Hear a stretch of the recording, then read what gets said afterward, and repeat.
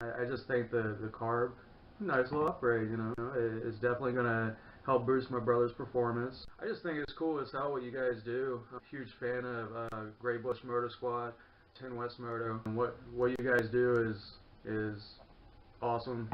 I think it's going to be a good season. I'm 10 West Moto. Let's go have some fun.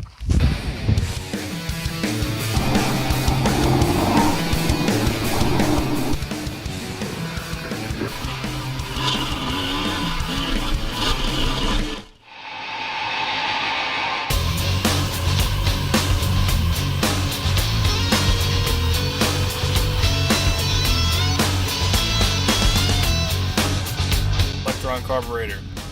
I want to give a huge thanks to the guy at the beginning of the video, Devin. That's my brother. He donated the carburetor to the channel for this race season, and we couldn't be more appreciative and excited to put it on and test it out. With Lectron, you build the carburetor specifically to your bike, your make, model, the year of your bike, what pipe you're running, altitude you're riding at, fuel mix ratio you're using, whether or not you race, if you do race, what kind of racing you do, and what class you're in. So with all this information, they pretty much build that carburetor specifically for your bike, which is phenomenal. I think that's awesome. Looking forward to putting this thing on the bike. Enough talking about it. Let's go install it.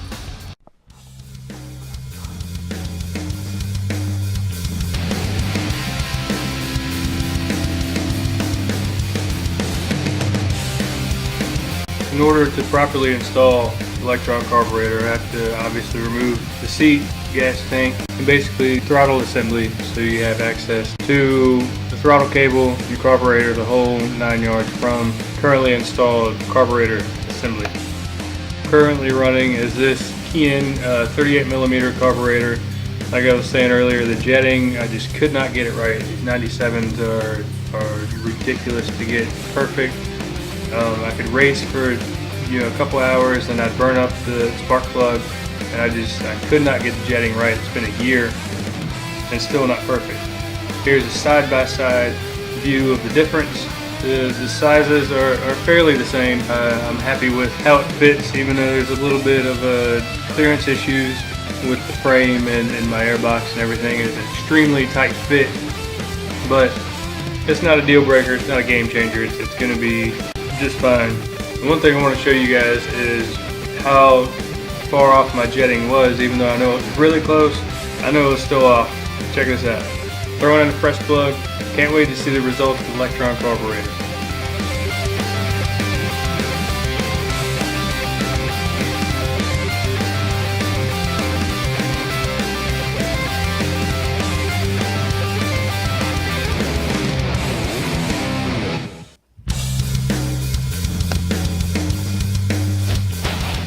This is what I was talking about. The clearance issue is very, very tight. I don't really like how the throttle cable is kind of wedged in there, but everything works the way it's supposed to. Flows just fine. Not a big deal.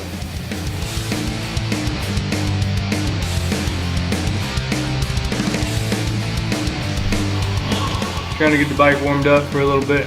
I wanted to see how it would idle. I adjusted the idle screw about a 1/4 inch of a turn. Let's see if we can get it to sit and idle.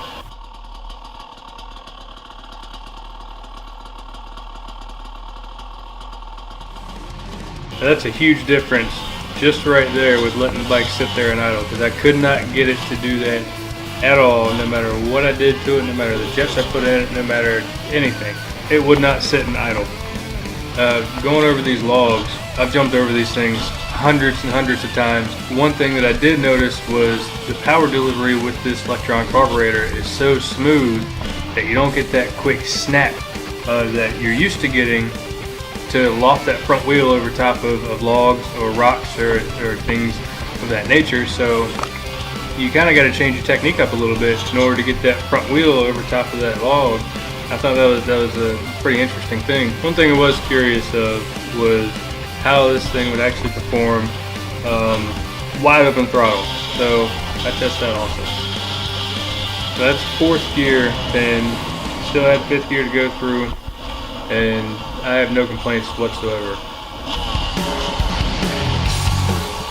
Now that I've tested it, I know what I've gotten myself into here. I wanted to take it through my trail and see how it would hold up with the way I ride in an actual race situation.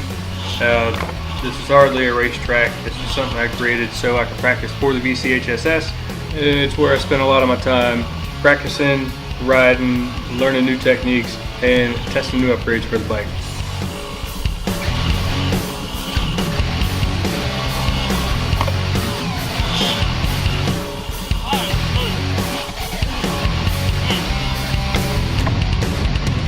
That's one thing I kept looking for, was that snap, that quick response with the throttle that the old carburetor used to give me, and I just could not get there, and I am extremely satisfied with that. I'm very impressed with it. One of my big concerns with it was how it would make the bike idle.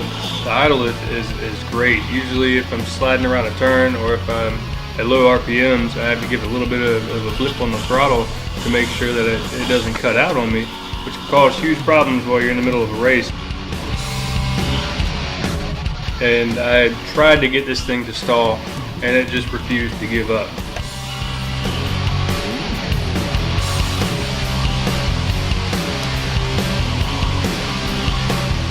I know many of you have already noticed I am missing my right-hand side bark buster. I came into contact with a tree at round 2 VCHSS last weekend, and unfortunately broke it. I was able to recover it. I do still have it, but if you're anything like me with new parts for your bike, you get impatient, you kind of throw little things off to the side. This is kind of like a free roam area. I have yet to really make this part of the trail or the track. I want to, I just haven't had time yet. And it's one of these things where you just go in, you ride around, you turn around, you come back out if you can find your way.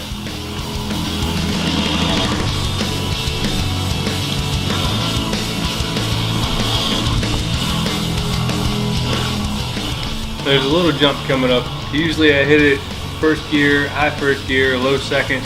This one I went third, and the power delivery was just so smooth that it just pushed me right off of it, and I couldn't be more impressed.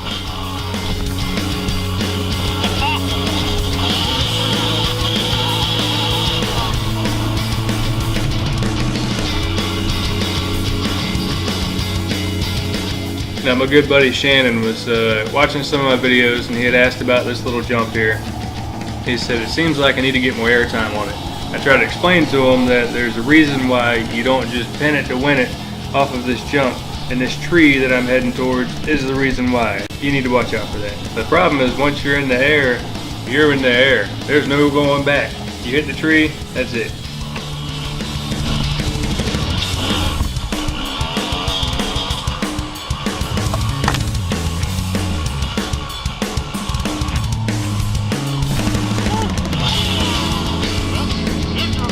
That's something else I seem to have an issue with from time to time. It's not really that common, but when I'm reaching for first, I ended up hitting neutral, and it does happen. I'm not a professional.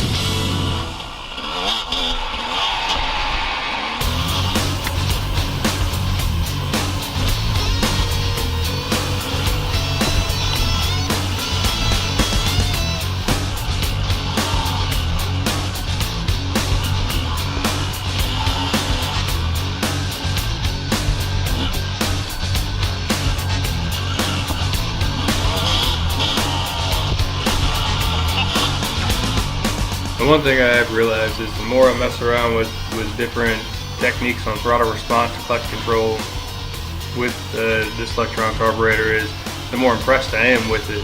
I was fairly skeptical with all the hype and everybody saying it's one of the top upgrades you could possibly do with your bike, and I gotta say, I'm becoming a believer.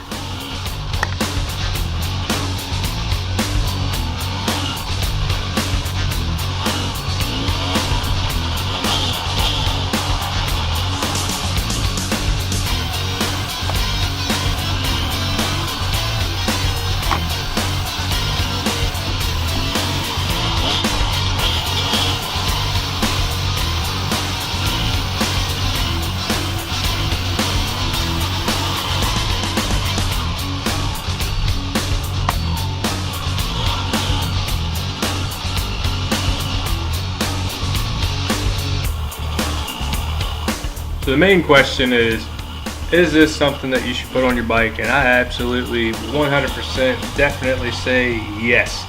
It has done nothing but impress me. I'm looking forward to the rest of the race season to see how it performs. I will make sure I do an update in 6 months or a year or after the season or all of the in between. There's going to be plenty more to come for the race season. We're only 2 races in. There's a lot more rides going on. I'm going to post pretty much everything I possibly can. I'm going to try and do 1 video a week. Make sure you like. If you want to subscribe, I greatly appreciate it. I don't care about making money. I just want to make entertaining videos and ride. If you want to come ride, just leave it in the comment section, and I'm sure we can set something up with Gray Bush Motor Squad. We're spread out all through Virginia, so getting up with somebody to go out for a ride would not be too big of a problem. Stay tuned for footage round 3 of the VCHSS 2018. Nice little upgrade, you know.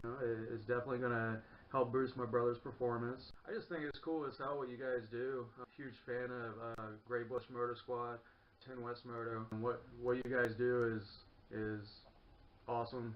Different bikes out there and different riders and different styles of riding, and you know, it just always has impressed me. To the VCHSS and those guys and sponsors and stuff, it's a great opportunity to get out there and play, you know, and have a good time, have fun, but you know, have the competitive edge that it needs. You know, I think it's going to be a good season.